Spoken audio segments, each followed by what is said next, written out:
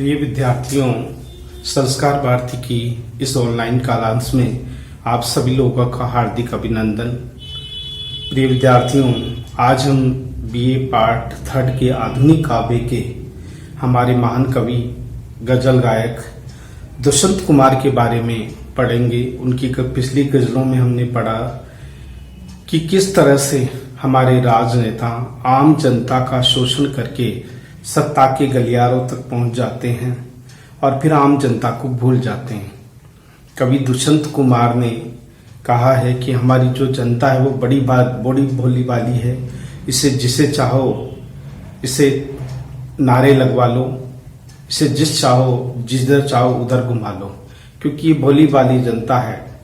और इस भोली भाली जनता का जो हमारे नेता है वो अनुचित फायदा उठाते हैं। हमारे नेता जनता के अधिकारों की रक्षा नहीं करते, बल्कि उनके अधिकारों का दुरुपयोग करते हैं।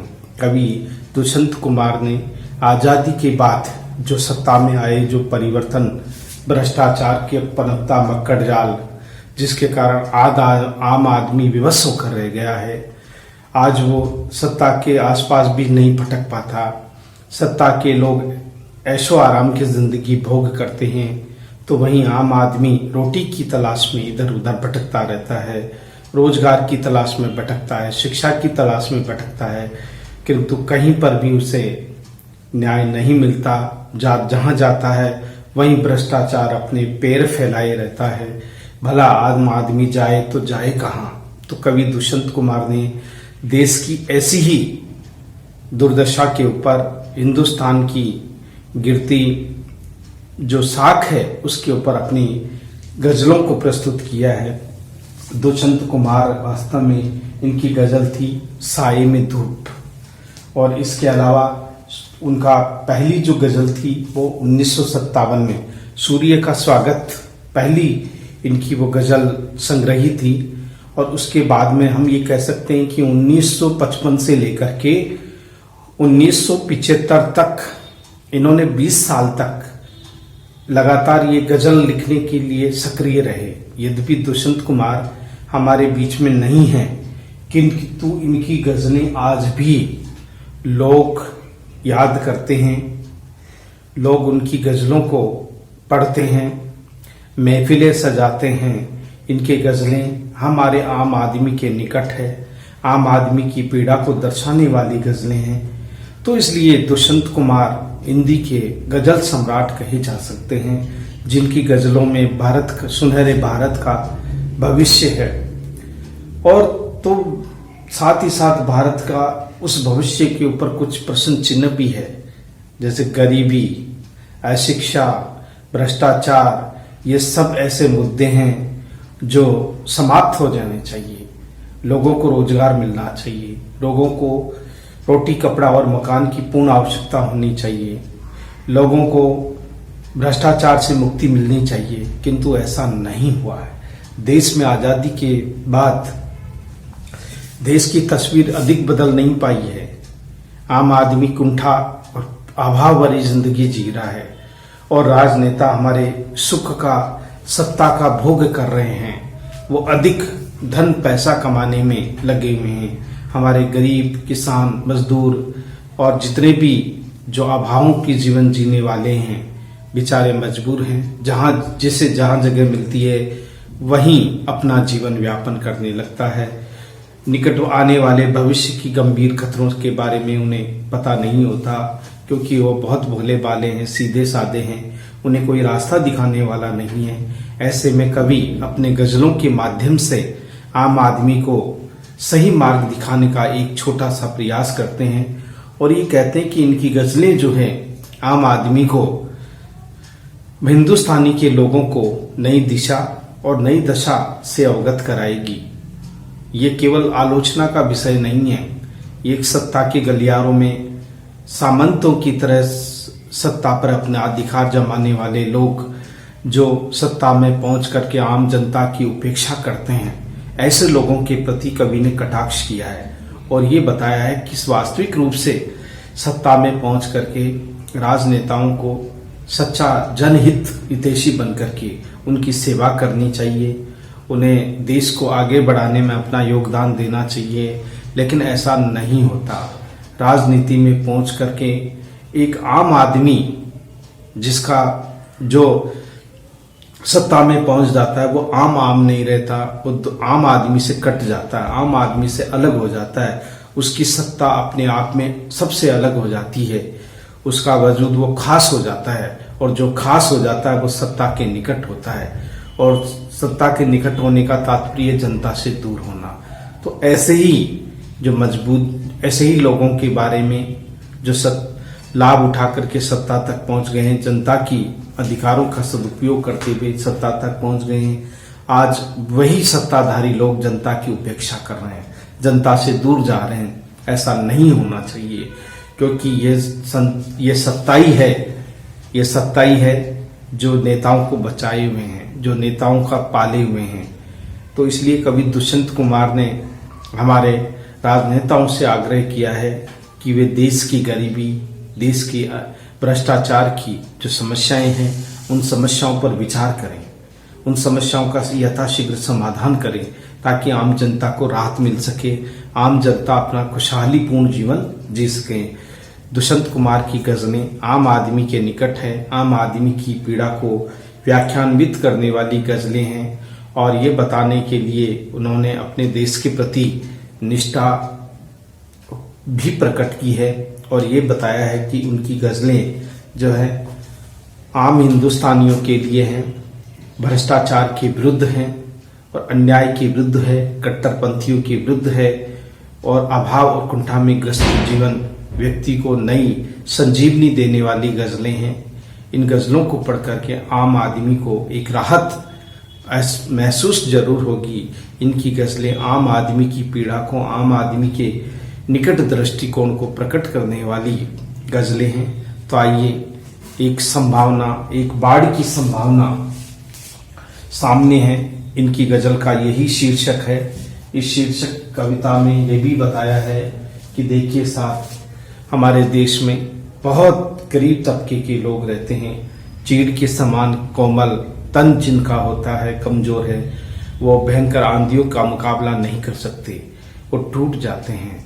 अभावग्रस्त व्यक्ति अपनी कुंठाओं से ग्रसित हो जाता है, फिर उसे अपना खंडित भविष्य दिखाई नहीं देता। इसलिए कवि ने इन पंक्तियों के माध्यम से हमारे भारत की एक नई तस्वीर सामने रखी है। यद्यपि ये गजलें अनेक भावार्थों को स्पष्ट करती है, अनेक भावों को प्रकट करती है। तो आइए हम इन गजलों के बारे में पढ़ते हैं, क्या कहते हैं कवि दुष्यंत कुमार, इनमें किस तरह की मनोअभिव्यक्ति प्रदान की है। तो आइए पढ़ते हैं ये गजलें। बाढ़ की संभावनाएं सामने हैं और नदी के किनारे घर बने हैं, चीड़ वन में आंधियों की बात मत कर, इन दरख्तों के बहुत नाजुक तने हैं। बहुत अच्छी बात कही है कवि दुष्यंत कुमार। पहली पंक्ति में कहते हैं बाढ़ की संभावनाएं सामने, देश के सामने प्राकृतिक आपदाएं हैं, जैसे बाढ़ जैसी। जो व्यक्ति समझदार होता है वो नदी के किनारे कभी भी घर नहीं बनाता। लेकिन हम देखते हैं कि बहुत सारे जो अभावग्रस्त जीवन जीने वाले लोग हैं, जिन्हें अधिकार मिलना चाहिए, जगह मिलनी चाहिए रहने की, वो नहीं मिल पाती, और वो नदियों के किनारे अपने घर को बना लेते हैं। अब नदियों में कभी भयंकर बारिश होती है, तूफान आते हैं, तो नदियों में क्या आ जाती है, बाढ़। तो निकट भविष्य को देख करके, भविष्य की संभावनाओं को तलाश करके उन्हें नदियों के किनारे घर नहीं बनाना चाहिए, क्योंकि उनका भविष्य खतरों में गिर जाएगा। फिर जो समझदार होगा, जो भविष्य के बारे में सोचने वाला व्यक्ति होगा कि भाई निकट भविष्य में बाढ़ की संभावनाएं सामने हैं, क्योंकि नदी कभी भी उफान पर आ सकती है, कभी भी उसमें बाढ़ आ सकती है। इसलिए नदियों के किनारे आज भी घर बने हुए हैं, उनमें बाढ़ जैसी संभावनाएं हमेशा घिरी रहती है। एक समस्या जो विकराल रूप में सामने रहती है, वो उन लोगों के लिए जो बेचारे अभावग्रस्त जीवन जीते हैं, नदी के किनारे झुग्गी झोपड़ी बना करके रहते हैं, अभाव में जिनका जीवन व्यतीत होता है, इनका भविष्य अनेक प्रकार की बाढ़ों की संभावनाओं से घिरा हुआ रहता है। तो यहाँ पर कवि कहता है कि व्यक्ति को सोच समझ करके, भविष्य को तलाश करके, भविष्य की संभावनाओं को तलाश करके, निकट भविष्य में होने वाली घटनाओं को समझ करके बाढ़ नदी के किनारे घर नहीं बनाने चाहिए, क्योंकि उसमें कभी भविष्य में बाढ़ आने की संभावना है, यानी समस्याएं आएगी निकट भविष्य में। तब क्या हम कैसे समस्याओं का समाधान करेंगे? तो यही है कि जो समझदार होगा वो नदी के किनारे घर नहीं बनाएगा। जो नासमझ है, जो निकट भविष्य के बारे में जिसने विचार नहीं किया है, वही नदी के किनारे घर बना करके अपने लिए बाढ़ को आमंत्रित करेगा, समस्याओं को आमंत्रित करेगा। तो यहाँ पर एक प्रतीक रूप में ये बात कही है। ये है कि जहाँ झुग्गी झोपड़ियाँ, जहाँ आसपास नदी किनारे हैं, वहाँ अभावग्रस्त जीवन जीने वाले लोग जो हैं वो झुग्गी झोपड़ियाँ, कच्चे मकान बना करके जीवन व्यापन करने लगते हैं। तो कवि ने उनके प्रति कहा है कि अभी तो नहीं, लेकिन निकट भविष्य में कभी बाढ़ आने की संभावना होगी तो नदी किनारे की जो घर बने हुए सबसे ज्यादा समस्याएं उनके लिए ही खड़ी होगी। तो भविष्य को देख करके ही, भविष्य को तलाश करके ही घर का निर्माण करना चाहिए। कहीं ऐसा न हो कि हम समस्याओं से घिर जाएं। अब देखिए पहली पंक्ति का अर्थ है, चीड़ वन में आंधियों की बात मत कर, इन दरख्तों के बहुत नाजुक तने हैं। आगे कवि कहता है, चीड़ के वन में आंधियों की बात मत कर। यह हमारा देश है, चीड़ वन के समान है। और चीड़ का जो वन होता है, कहते हैं कि वह आंधियों का सामना नहीं कर पाता, क्योंकि उसके तने बहुत कमजोर होते हैं। आंधियों की रेख से वो टूट जाते हैं। ये हिंदुस्तान है, यहाँ चीड़ वन के समान लोग रहते हैं। बहुत कमजोर वर्ग के लोग रहते हैं, बहुत कमजोर तबके के लोग रहते हैं। जो अभावग्रस्त जीवन जीने वाले लोग रहते हैं, वो कभी भी समस्याओं का सामना नहीं कर पाएंगे। निकट भविष्य में आने वाली भयंकर जो समस्याएं हैं, कष्ट है, पीड़ाएं हैं, उनका सामना नहीं कर पाएंगे। ये सच्चाई है, ये वास्तविकता है। इस वास्तविकता को हमें पहचानना चाहिए। चीड़ वन में आंधियों की बात मत कर। यह हमारा जो हिंदुस्तान है वो चीड़ वन के समान है, जहाँ के लोग जो है चीड़ के वन के तनों की तरह हैं, कमजोर वर्ग, कमजोर हैं, जो हवा की आंधियों को सहन नहीं कर पाएंगे। इन दरख्तों के बहुत नाजुक तने, जो तना है, उसका जो तना है, पेड़ का जो तना है, पुष्प पोषण यानी बीच का हिस्सा, वो बहुत कमजोर है। वो तूफानों का सामना नहीं कर सकते। दरख्तों का मतलब होता है वृक्षों के, इन वृक्षों के, किनके? चीड़ वन के वृक्ष, यानी कि ये क्या है? वृक्ष है, या वृक्षों के लिए आया है। तो तुम ऐसी अशुभ कामना मत करो, कवि कहता है। यह हमारा हिंदुस्तान चीड़ वन के समान है और इनमें तुम आंधियों की बातें मत करो। देश के सामने वैसे भी बहुत सारी समस्याएं हैं। हमारे लोग हैं वो टूटे हुए लोग हैं, बेचारे कमजोर वर्ग के लोग हैं, वो टूट जाएंगे, चीड़ के वृक्ष की तरह से धराशायी हो जाएंगे। अभावग्रस्त जीवन जीने वाले लोग रहते हैं और वो बहुत कमजोर हैं, उस चीड़ वृक्ष के समान। अब देखिए अगली पंक्ति है, इस तरह टूटे हुए चेहरे नहीं हैं जिस तरह टूटे हुए ये आईने हैं।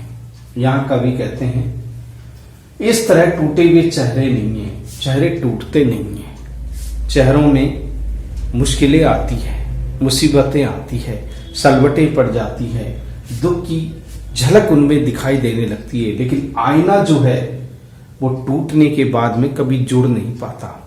उसमें दर्द और जोड़ने की कितना भी प्रयास करो, वो असल में आईना नहीं बन सकता, क्योंकि उसमें टुकड़े हो जाते हैं। फिर चेहरे देखने पर एक चेहरा नहीं रहता, फिर चेहरे के हिस्से हो जाते हैं, चेहरे में बंटवारे हो जाते हैं। तो इसलिए हम तो चाहते हैं कि ये टूटे हुए चेहरे नहीं है, ये हिंदुस्तान है, हिंदुस्तान के लोग हैं, ये आईने नहीं है जो बिखर जाएंगे। ये हिंदुस्तान के मजबूत इरादों वाले लोग हैं, जो कष्टों का सामना करने वाले हैं। ये आईने नहीं है कि जिस तरह से टूट कर बिखर जाएंगे। जिस तरह टूटे हुए आईने हैं, आईने कोई आईना होता है, नाजुक होता है, छूट जाने पर बिखर जाता है, टूट जाता है। तो ये चेहरे हैं, ये मुसीबतों का सामना करेंगे, ये समस्याओं का सामना करेंगे, ये निकट भविष्य में आने वाली हर समस्या का सामना करेंगे। ये कोई आईने नहीं है जो टूट करके बिखर जाएंगे, अलग अलग तस्वीरों में दिखाई देंगे, ऐसा नहीं है। ये हिंदुस्तान के लोग हैं, परिवर्तन की चाह रखने वाले लोग हैं, सत्ता के भोग नहीं बल्कि जीवन में आगे बढ़ने की कल्पना करने वाले लोग हैं। ये टूटे हुए चेहरे नहीं हैं। देख रहे हो तुम, मुसीबतें आती है, समस्याएं आती हैं, फिर भी उनके चेहरे पर वो झलक नजर नहीं आती। जिस तरह टूटे हुए थे ये आईने हैं। आईनों को आप देखो, टूट जाता है तो उस आईने का स्वरूप ही बिगड़ जाता है, उसकी वास्तविकता खो जाती है, फिर वो चेहरे पर चेहरा दिखाता है, उसकी मौलिकता खत्म हो जाती है। लेकिन हिंदुस्तान के लोग जो हैं वो चेहरे आईने की तरह नहीं है, मजबूत इरादे वाले लोग हैं, मजबूत दृष्टिकोण वाले लोग हैं। ये इस तरह से बिखरने वाले और टूटने वाले नहीं है, क्योंकि ये हिंदुस्तान के लोग हैं। यहाँ पर व्यक्तियों की दृढ़ इच्छा शक्ति के बारे में बताया है। आपके कालीन देखेंगे किसी दिन, इस समय तो पांव कीचड़ में सने हैं। देखिए, आपके कालीन देखेंगे किसी दिन। देखिए साहब, अमीरी और गरीबी के बीच में कभी दोस्ती नहीं हो सकती। अमीर आदमी अपने घर में गरीब आदमी को इसलिए ले जाता है कि ताकि वो उसकी शान शौकत को देख सके, और गरीब आदमी इसलिए उसके घर में नहीं जाना चाहता क्योंकि उसकी गरीबी में पांव कीचड़ में सने हुए हैं। भला वो उसकी अमीरी को देख करके वो कहीं ऐसा ना हो कि उसे शर्म महसूस करनी पड़े, शर्म महसूस होगी उसको। इसलिए वो ये कहता है, गरीब आदमी, अभाव जीवन जीने वाला व्यक्ति, कि तुम्हारे जो कालीन हैं, जिस तरह तुम रहते हो, जिस तरह तुम शान और शौकत की जिंदगी जीते हो, हम जानते हैं कि तुम्हारी रहीसी अंदाज है।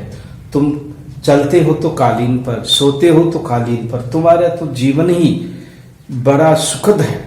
ये वो अमीर लोग हैं जो गरीब लोगों से उपेक्षा करते हैं। इस समय तो पांव कीचड़ में है सने। तो गरीब आदमी है जो अभावग्रस्त है, वो अमीर की शान शौकत देखने की इच्छा नहीं पालता मन में, क्योंकि उससे उसके मन में कुंठा पनपेगी, उसकी गरीबी के प्रति उसके मन में हीन भावना उत्पन्न होगी, वो गरीबी से ईर्ष्या करेगा फिर। इसलिए वो कहता है कि मेरे पांव इस समय किस में सने हुए? कीचड़ में सने हुए हैं। मेरी गरीबी मुझे रोकती है तुम्हारी इस कालीन पे चलने से।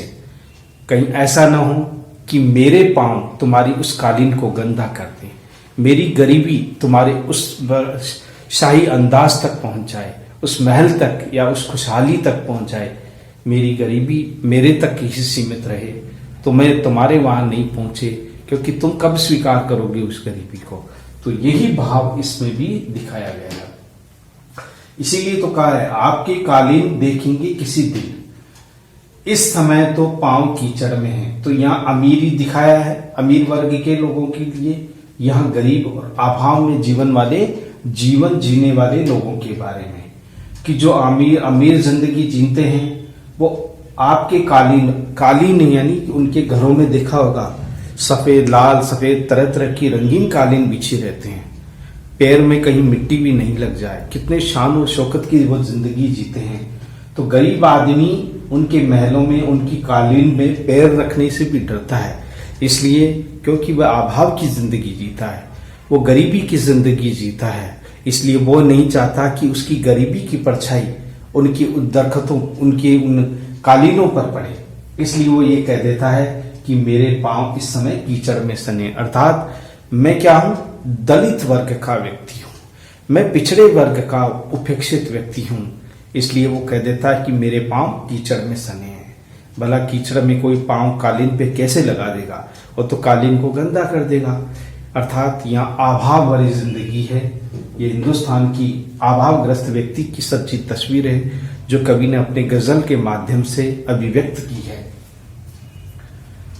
जिस तरह चाहो बजाओ इस सभा में, हम नहीं हैं आदमी हम झुंझुने हैं। बहुत आम आदमी मजबूर है, नेताओं की कठपुतली बने हुए हैं। आम आदमी की स्वार्थ को या आम आदमी की आवश्यकता को हथियार बना लेते हैं सत्ता के लोभी लोग। आम आदमी की का शोषण करने लग जाते हैं सत्ता के लोभी लोग। तो क्या कवि इस गजल में बहुत ही सुंदर बात कही है कि इस जिस तरह चाहो बजाओ इस सभा में। नेता भाषण देता है सभा में, आप जब चाहो उनसे नारे लगवाओ, खूब नारे लगाएंगे जी जान से, क्योंकि पैसे मिलते हैं, बदले में पैसे मिलते हैं। उन्हें सत्ता का ये लालच नहीं रहता, वो तो पैसे के बेचारे अभाव की जिंदगी जीते हैं। उन्हें जो अधिक पैसा देगा उसी की वो जय जयकार करेंगे, उसका ही गुणगान गाएंगे कि हमें चाहे कितना ही आप काम में ले लो, जिसकी चाहो वो नारे लगवा लो, है ना, लेकिन हमारी आवश्यकताओं की पूर्ति कर दो तुम। जो हम चाहते हैं वो तुम हमसे लो, और जो तुम हमसे चाहते हो हम तुम्हें देंगे, क्योंकि नारों के अलावा कुछ नहीं है हमारे पास। तुम जैसे चाहो हमें बजा लो, जैसे चाहो इस्तेमाल कर लो। इसका मतलब यह है जिस तरह बजाओ इस सभा में। बजाओ का मतलब होता है इस्तेमाल करने से। जैसे चाहो वैसा नारे लगवा लो, जैसे चाहो वैसे करवा लो, हम उसके लिए तैयार हैं। जो कहोगे वो हम करने के लिए तैयार हैं। हम नहीं आदमी, हम झुंझुने हैं। कहते हैं जो गरीब आदमी है, ऐसा आदमी है, वो ये कहता है कि हम आदमी है ही नहीं, हम तो बेचारे गरीबी से लड़ने वाले, अभावों से लड़ने वाले और जिंदगी के समस्याओं के सामने करने वाले, हम में आदमी जैसे कोई गुण है ही नहीं, है ना। हम तो झुंझुने हैं। झुंझुने का मतलब होता है खिलौना। जिस तरह से बच्चा जब चाहे उसे बजा लेता है, आम आदमी को सत्ताधारी लोग जब चाहे इस्तेमाल कर सकते हैं, जब चाहे उसका उपयोग कर सकते हैं। तो वो सत्ताधारी लोगों के लिए आम आदमी एक झुंझुने के समान है। जैसे बच्चा झुंझुना बजाता है, अपना मनोरंजन करता है, तो आम आदमी सत्ताधारी लोगों के लिए एक मनोरंजन का पात्र बन गया है, एक मनोरंजन का विषय बन गया है। एक आम आदमी उसके लिए उपयोग का विषय बन गया है, उसके लिए सदुपयोग का विषय बन गया है। इसलिए आम आदमी झुंझुना बनकर रह गया है। उसे जैसा चाहो वैसे काम में लो, अपना तुम पैसा दो, जैसा चाहो उनसे काम करवा लो। नारे लगवाने नारे लगवाओ, किसी का बुरा करवाना है बुरा करवा लो। क्यों? क्योंकि ये तो बेचारे गरीबी के जंगल में फंसे हुए हैं, गरीबी के चुंगल में फंसे हुए हैं, और सत्ता के जो गलियारे में घूमने वाले राजनेता हैं, उनके हाथों की कठपुतली या खिलौने बने हुए हैं।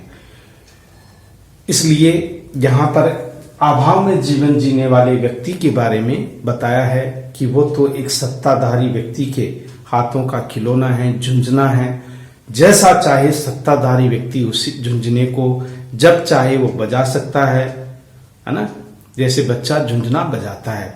तो स्वार्थ परता है यहाँ, केवल राजनीतिक स्वार्थ को ही यहाँ दर्शाया गया है। तो इसी मनोकामना को यहाँ पर दर्शाया गया है। तो इस प्रकार जो आम आदमी है वो राजनेताओं की कठपुतली मात्र बन करके रह गया है। उनकी सत्ता स्वार्थ पूर्ति में वह सहयोगी बन गया है। आम आदमी की उस पीड़ाओं से उस सत्ताधारी को कुछ भी मतलब नहीं है। उसके लिए वो झुंझुनों के समान है, उसका जैसा वो चाहे इस्तेमाल कर सकता है। इसलिए तो कहता है कि तुम जैसे चाहो वैसे हमें बजा लो। इस सभा में भाषण देता है नेता, ओजस्वी भाषण देता है, लोगों को लुभावने वाले भाषण देता है, तरह तरह के नारे अपने लोगों के द्वारा लगवाता है, बदले में पैसे मिलते हैं। सत्ता के दूसरे सत्ता के विरोधियों के विरुद्ध आवाज नारे लगवाता है। तो वो आम आदमी है नारा लगाने वाला, उससे न सत्ता से इधर से लेना है न देना है। उसकी अपनी शुद्धा पूर्ति होनी चाहिए, उसकी अपनी आवश्यकता पूर्ति होनी चाहिए। जैसे चाहे राजनेता उसका इस्तेमाल कर सकता है। तो ये था हमारा ये अंतिम पंक्ति में है, अब तड़पती सी गजल कोई सुनाए, हम सफर ऊंगे हुए हैं अनमने हैं।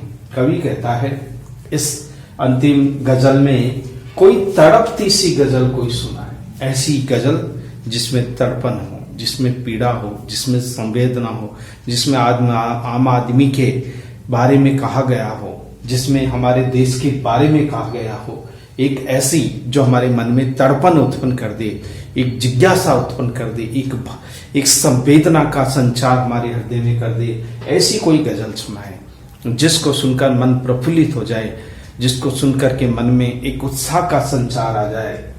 हम सफर ऊंघे हुए हैं, साथ में चलने वाले जो लोग हैं वो बोर हो गए हैं, ऊँघने लगे हैं। ऊँघने यानी आलसी हो गए हैं। ऊँघने का मतलब होता है आलसी, आलसी, आलसी हो गए हैं, अनमने हैं। अनमने का मतलब होता है चुप है, बिना किसी की बात करे, चुप है, बोल नहीं पा रहे हैं, अपने मुख अभिव्यक्ति को प्रकट कर रहे हैं। तो कहते हैं हम सफर ऊँघे हुए हैं, अनमने हैं, बोल ही नहीं रहे, एक दूसरे से बात नहीं कर रहे हैं, क्योंकि कोई तर्पण नहीं है, कोई गजल में ऐसा भाव नहीं है। लोग हम सफर है, हमारे साथ चलने, हम सफर यानी साथ चलने वाले लोग आलसी और अनमने यानी चुप है, कोई किसी से कोई मतलब ही नहीं रखता, सब अपने अपने हाल में। ऐसा लगता है जैसे कोई आलस उन पे सवार हो गया हो। लेकिन इस समय में अगर कोई तड़पती से अगर गजल सुना दे तो ये हम जो हमारे हम सफर है, जो साथ चलने वाले लोग हैं, उनका आलस और अनमनापन भी दूर हो जाएगा। उनमें एक नया जोश, एक नई उम्मीद, एक नई आशा का संचार होने लगेगा। ये तभी होगा जब आम आदमी इसके लिए तैयार होगा, आम आदमी इसके लिए प्रयास करेगा। तो कवि ने गजल के माध्यम से यहाँ एक नई गतिविधि या एक नया जोश उत्पन्न करने का काम करना चाहते हैं। तो ये जो संपूर्ण जो गजलें हैं, दो दो पंक्तियों में संपूर्ण प्रकार की गजलों में अलग अलग भावों को, अलग अलग संवेदनाओं को, अलग अलग बातों को यहाँ पर सामने रखा है। प्रत्येक गजल में पंक्तियों में कहीं न कहीं एक अभाव की जिंदगी को दर्शाया गया है। हिंदुस्तान की उस तस्वीर को इन गजलों के अंतर्गत कवि ने बताया है। जैसे कि हमने पहले में पढ़ा बाढ़ की संभावनाएं, इसमें बाढ़ की संभावनाओं एक प्रतीक है। वो ये कहना चाहता है कवि कि जब जहां नदी बह रही हो और नदी के किनारे अगर घर बनाएंगे तो आने वाले समय में कभी न कभी बाढ़ की जो खतरनाक स्थितियां हैं वो सामने पैदा होगी, तब उस समय जीवन संकट में आ जाएगा। तो क्यों नहीं हम अपने भविष्य को पहले से ही सुरक्षित कर लें, ताकि बाढ़ जब भी आए तो हम उससे बच सकें। क्योंकि नदी किनारे जो घर बनाते हैं वो अपने भविष्य को दांव पर लगाते हैं। निकट भविष्य में बहुत सारी संभावनाएं या समस्याएं सामने आने वाली है, तो नदी किनारे घर बनाने वाले अच्छी बात नहीं है। इन्हें नदी से दूर घर बनाना चाहिए, जहां बाढ़ पहुंच नहीं सके, जहां संकट नहीं आ सके। भविष्य को ध्यान में रख करके घर की तलाश करनी चाहिए। तो ये जो पंक्ति है ये निकट भविष्य को, आने वाले भविष्य को समझ करके फिर उसके अनुरूप निर्णय लेने का आग्रह किया है। तो इस तरह से सारी चीजें हैं, अलग अलग संवेदनाएं, अलग अलग भावों को प्रकट करने वाले शब्द हैं जो गजल गायक दुष्यंत कुमार ने हमारे सामने प्रस्तुत किए हैं। तो गजल गायक दुष्यंत कुमार एक महान हस्ती रहे हैं, एक महान व्यक्तित्व के धनी रहे हैं, और उन्होंने हिंदुस्तान की उस तस्वीर को, हिंदुस्तान की उस रूप को, आजादी के बाद की परिस्थिति को हमारे सामने गजलों के माध्यम से प्रस्तुत किया है। इनकी गजलें आज भी हमारी अनेक कवि हृदयों को प्रभावित करती है। इनकी गजलें हमारे आम आदमी की पीड़ा को, अभावग्रस्त जीवन जीने वाले व्यक्ति की और स्वार्थपरिधि राजनीति को, राजनीतिक दस्तावेज को प्रस्तुत करने वाली कविताएं या गजलें हैं। गजल सम्राट दुष्यंत कुमार की गजलें सब कुछ बयां कर देती है, सब कुछ बता देती है, गहरी संवेदनाएं उसमें छिपी हुई है। हिंदुस्तान के हर आदमी की तस्वीर उसमें देखी जा सकती है, हर आदमी का अक्स उसमें देखा जा सकता है, हर आदमी की पीड़ा उसमें महसूस की जा सकती है। ये दुष्यंत कुमार की गजलें हैं। और दुष्यंत कुमार ने यहाँ तक कि एक गजल में एक वाक्य भी कहा है, वो कहा है नास्तिकता के संबंध में, यानी ईश्वर पर, कवि को ईश्वर पर भरोसा नहीं है, ईश्वर पर आस्था नहीं है। अगर ईश्वर होता तो क्या उनकी गरीब लोगों की गरीबी को दूर नहीं करता, उनकी संवेदनाएं क्या ईश्वर तक नहीं पहुंचती, लेकिन वो अपने नास्तिक, आस्तिक का मतलब होता है ईश्वर को मानने वाला, और नास्तिक यानी जो ईश्वर को नहीं मानता। इसके संबंध में क्या कहा है, देखिए 2 पंक्तियां हैं।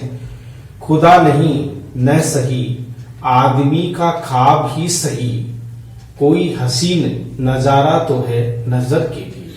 अर्थात ईश्वर हो या न हो, लेकिन आपका जीवन सुखी होना चाहिए, आपके नजरिया अच्छा होना चाहिए, क्योंकि ईश्वर भी एक माध्यम है सुनहरा सपना देखने का। किंतु आजकल जो आस्तिकवादी लोग हैं वो धर्म के कट्टरवादी बनकर के बैठ गए हैं, तो भला नास्तिक वाले को कौन पूछता है। तो इसलिए नास्तिक के स्वर को ही यहाँ व्यक्त किया है कि आदमी को ख्वाब देखना नहीं छोड़ना चाहिए, सपने देखने नहीं छोड़ना चाहिए, जीवन में संघर्ष करना नहीं छोड़ना चाहिए। इसी भाव को इन पद्यांशों के माध्यम से व्यक्त किया है।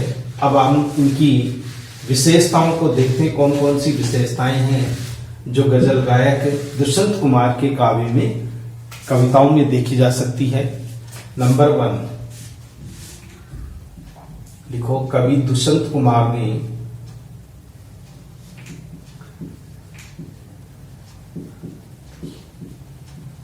गजलों में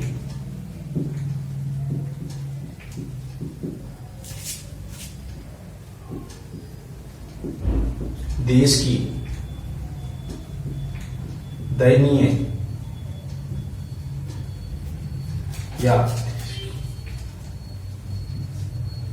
दुर्दशा का वास्तविक चित्रण है, वास्तविक चित्रण है।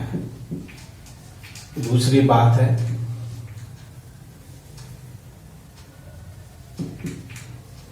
कवि ने बाढ़ की संभावना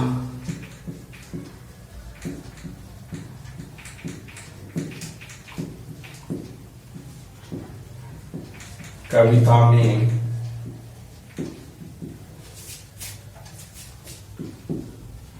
निकट भविष्य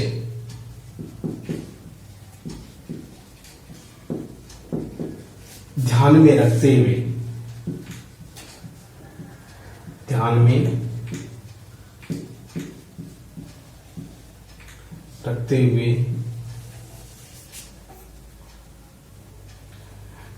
बाढ़ की संभावना को कविता में निकट भविष्य को ध्यान में रखते हुए निर्णय लेने का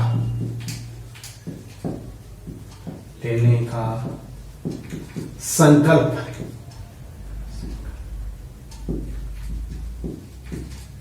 बताया है, दोहराया है।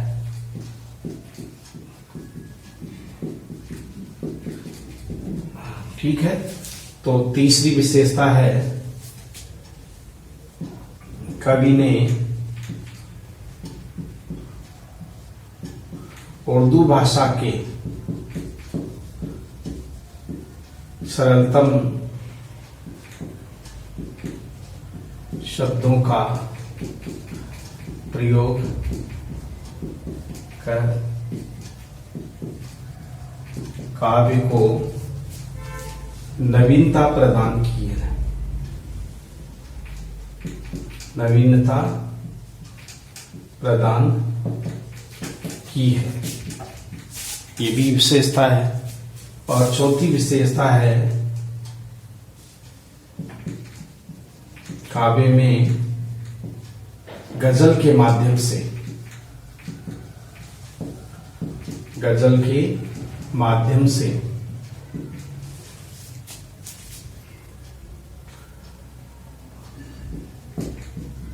सत्ताधारी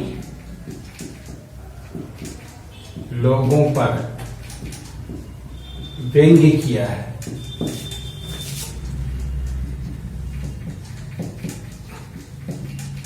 पांचवी विशेषता, कवि ने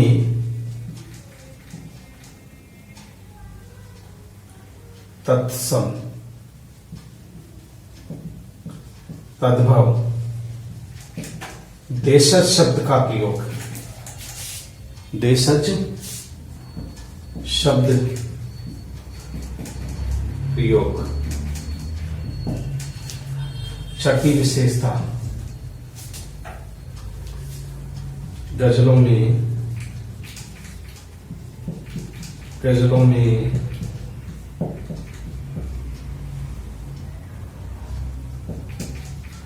आजादी के बाद के भारत की सच्ची तस्वीर सामने रखी है।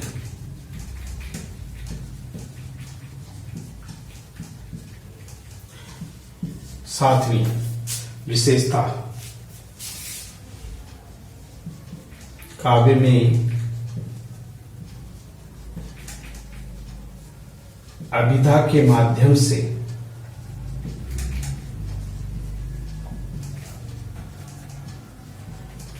दार्शनिक शब्दावली का प्रयोग कर गजलों में